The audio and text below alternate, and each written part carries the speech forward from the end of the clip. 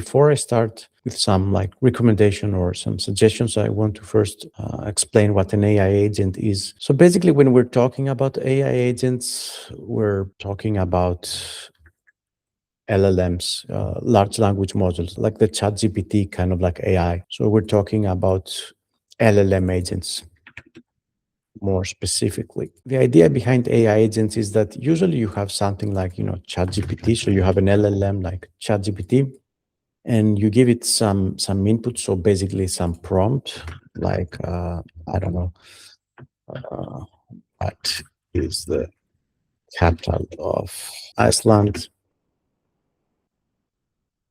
So you have some input, and then you get some output in the form of a text. The capital of Iceland is blah, blah, blah. And that's like how we basically use these kind of like LLMs like ChatGPT or DeepSeek or Gemini or Anthropic, Claude and stuff. So that's kind of like the interface usage. And then we have like the API usage. So OpenApp or Anthropic or Google with Gemini or other like providers, they have an API as well, which lets programmers use these large language models. An API is an application programming interface, which means we get a programming interface. We get something like ask GPT, what is blah, blah, blah. So we get some kind of like a Python commands or JavaScript commands or PHP commands or whatever. We say, I don't know, maybe you import something, you npm install something.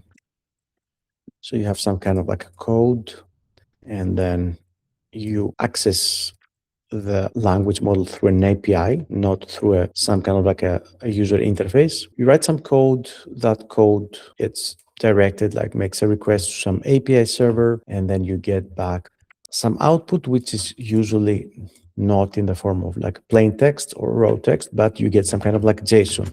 So answer capital Iceland is. And then you can use, of course, this JSON in your code, so you're inside the programming language. At this point, if you want to integrate this functionality into a website, you already know how to do this. You use like fetch request, or maybe you npm install a specific package that allows you to write your JavaScript, send some kind of like a prompt to the API, to one of these APIs, and get back an answer and parse the JSON and display it on the page. And usually we find like a specific npm package. So if you're like looking to use, I don't know, Gemini by Google, and you want to use some kind of like an LLM, like a version of Gemini on your website, you look for, I don't know, maybe npm Google Gemini. Usually there's an official package. Let's see if there's an API. So we have like this Google namespace on npm, and under this at Google, we have certain tools. And there is a Google Generative AI JavaScript software development kit that helps TypeScript and JavaScript developers build applications powered by Gemini. So if you want to integrate Gemini, you npm install, and then as you see, you follow the steps. There's a quick start guide in most of these npm packages, and here's like the minimum code that's required to make a request and ask some question to a particular Gemini model. In most of these models, you will need some kind of like an API key. So you go through the process of opening up an account and getting an API key. It's just some sort of like a special password, if you will. And usually they give you this like free plan where you can make some requests. There's some sort of limitation, like 1,000 requests per day or 5 requests per minute or whatever. And then you have to pay to get even more access. So that's kind of like the basic usage for a programmer through the API. Now, what is an AI agent? If we go one step further, so that's, I think, like a pretty cool idea. What you do with an AI agent, instead of using this very simplistic, let's say, approach of just prompting the LLM, ask a question and get back an answer, you have like this LLM, you still have some sort of an LLM, like a Gemini or OpenAI or Claude or whatever. And instead of just giving them an input and an output, you let them have access to a bunch of tools. And these tools can be anything from like, maybe API calls, so they can make API calls to some service. They can maybe I don't know, book a ticket. They can access the weather. They can search the web.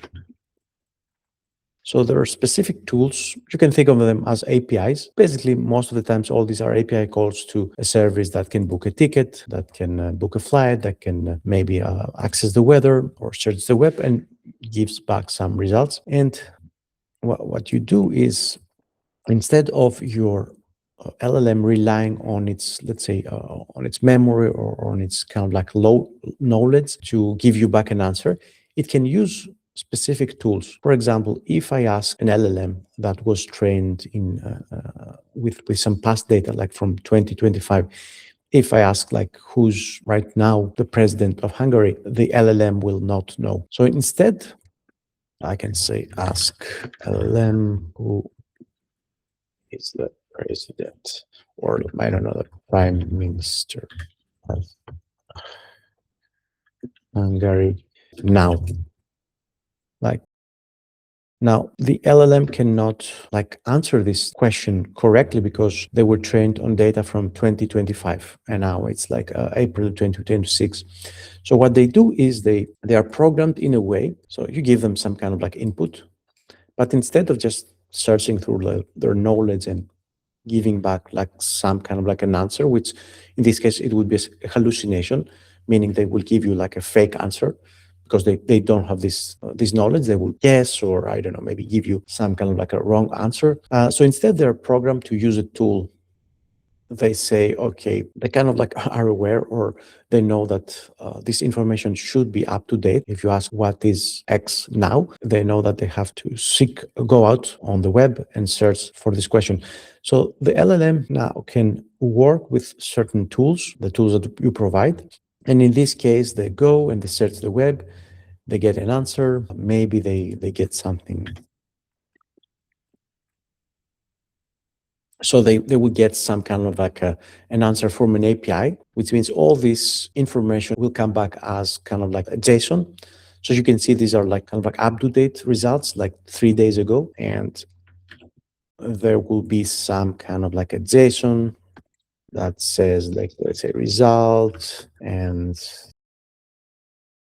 it will contain like more information. Like usually the results from search engines is not like Peter Mayer. There will be an article, there will be some kind of like a post or something like that. But the LLM uses the tools, it gets back the answer, which contains something like, like this article, like from the Independent or NPR or CBC. And what they do is they take the answer, they give it back to the LLM as like a new prompt, is as if you asked the LLM, given this response, provide an answer. So now they combine your question with the search results, and then they give you an answer. And then the AI agents can become like really, really complex or at least advanced. You can also ask for information from more than one sources. You can maybe have like a Wikipedia tool, which sometimes it's up to date. So maybe somebody updated Wikipedia with the latest results from the Hungarian elections, and you get some extra information also from Wikipedia.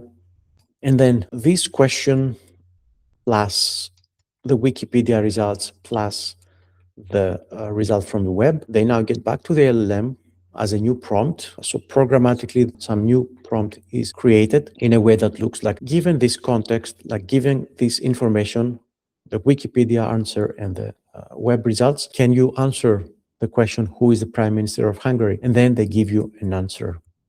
So in a sense, an AI agent is an LLM which has some tools available to it. Instead of just immediately giving an answer, they can pick a specific tool based on what they're asked to do. They also have some memory, which means that if you get an answer from a question, they can store like this information here. So Prime Minister of Hungary. So when they give you the answer, apart from giving you the answer, they also store this in kind of like, in a short-term or long-term memory. So next time you ask the AI agent, who's the Prime Minister of Hungary now, instead of going to the search the web or the Wikipedia, they might search their memory and they will give you an answer. They will say, I checked this like 1 hour ago or 2 days ago. This is the answer. So an AI agent is basically an LLM with superpowers. Instead of just giving an input and getting an output based on the internal knowledge, they have some memory that they can update from the real world. They have tools available to them that they can ask for help. In AI agent terminology, this is kind of like a way that the LLM can access their environment, like the real world, so they can learn more things about the world by using some tools. And also, apart from having like an LLM, which can be thought of like a black box that you give it an input and give it an output, instead of just using a single call to an LLM, they have some really smart strategies where they can chain these LLM calls together. So basically, what this would look like would be you have like a question: what is the president of blah, blah, blah? So you give a question to an LLM at this point. The LLM uses some tools. It gets back an answer. Maybe it's Wikipedia, maybe it's search result, maybe it's even more. Maybe it's the short or long-term memory. So they get the answer and then they go back to another LLM call. So now answer plus question, so plus the original question, what is the president of Hungary? They now go to another LLM call and they give you a more informed answer. So now you get your final response. Like a series of calls to an LLM, not just one call. You utilize these LLM calls in a smart way. That can be like 2 LLM calls or even more. Sometimes like you can have another, like a 3rd or 4th or 5th or even more LLM calls. You're using the tools, you're using some memory that you look up in case you know something from the past, and then they give you the final response. And then if this is something, let's say, a little bit more complicated than asking the president, you can even have another LLM call, and you can say, you can use an LLM. There's this term like LLM-as-a-judge.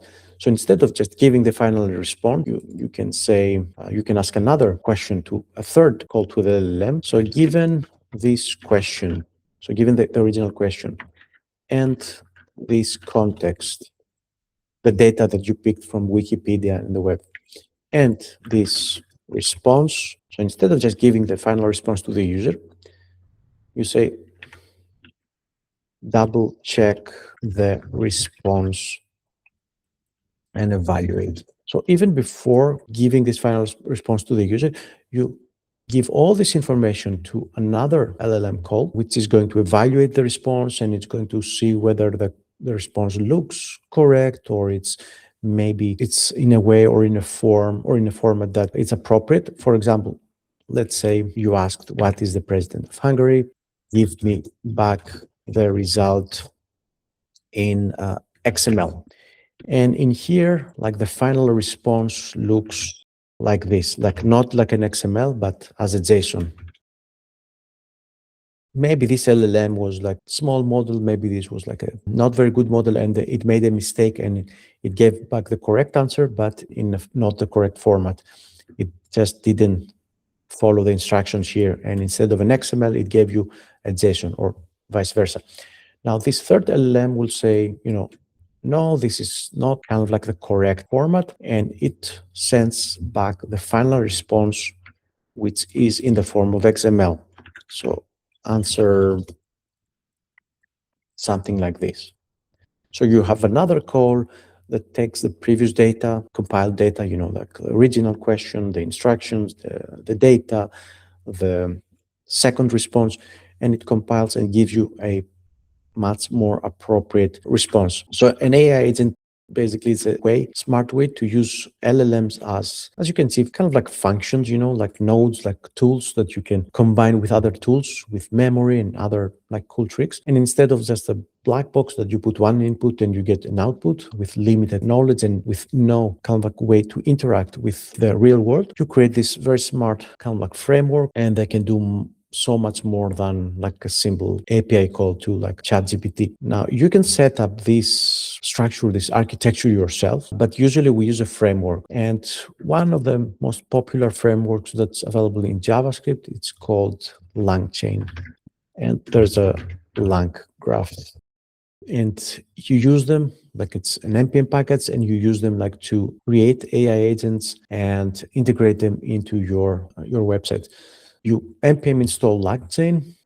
So LangChain, you search for TypeScript. You can also use it with plain JavaScript. So LangChain.js, there's also a Python version. And there's a bunch of like documentation and websites and videos. Like there's a ton of resources out there.